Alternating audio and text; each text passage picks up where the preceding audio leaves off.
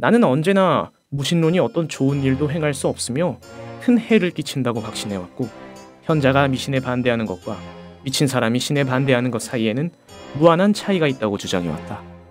무신론의 체계에는 철학이나 도덕성이 존재하지 않는다. 무슨 목사님이나 신부님이 한 것 같은 멘트죠. 하지만 이 말은 기독교와 이슬람을 매우 심하게 비판했던 계몽주의 철학자 볼테르의 말입니다. 많은 사람들이 그의 과격한 언행과 종교에 대한 강도 높은 비판 때문에 볼테르는 무신론자라고 생각하지만 사실 그는 무신론이 아닌 이신론자입니다. 그는 종교 그 자체보다는 종교에서 비롯되는 아집과 독선, 권위를 경멸하던 철학자였습니다. 볼테르는 1694년 프랑스 파리에서 태어났는데요. 소문에 의하면 젖먹이 시절부터 하나님과 사이가 좋지 않았다고 합니다. 너무 허약하게 태어나서 곧 죽을 것이라 생각했던 부모는 서둘러 세례를 받게 했는데요. 이 젖먹이 아이는 결국 죽지 않고 장성하여 오래오래 살았고, 이 오랜 세월 동안 하나님을 믿는 자들과 험악하게 싸웠습니다. 볼테르는 아주 똑똑했습니다.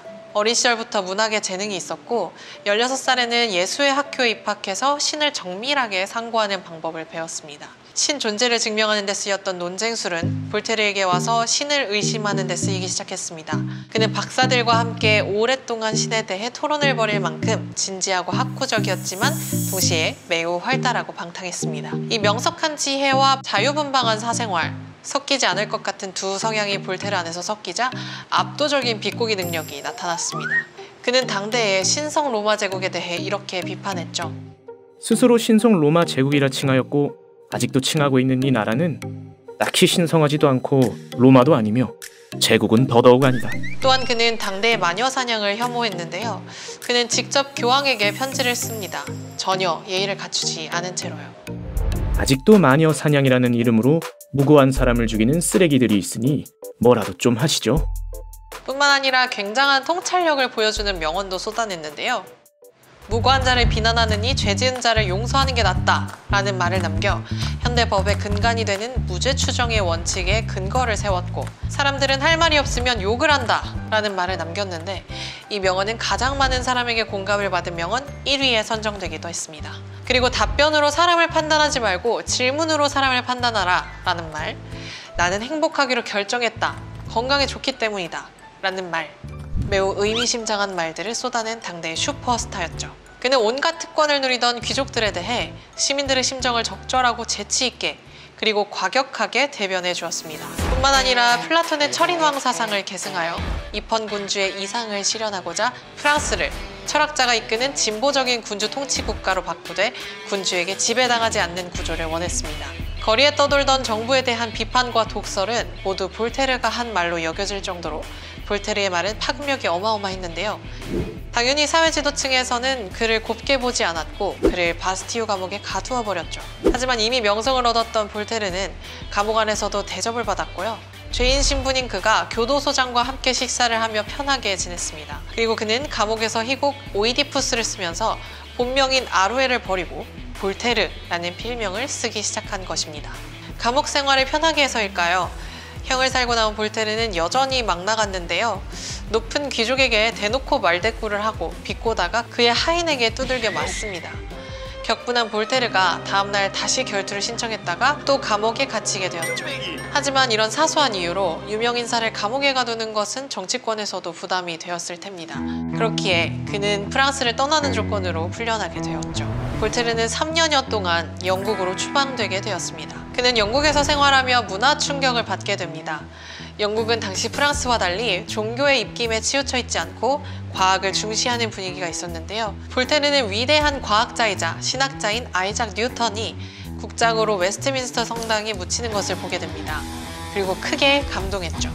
영국에서는 일개 교수가 자신의 천직에 뛰어났다는 이유만으로 위대한 왕처럼 묻히는 일이 벌어진다.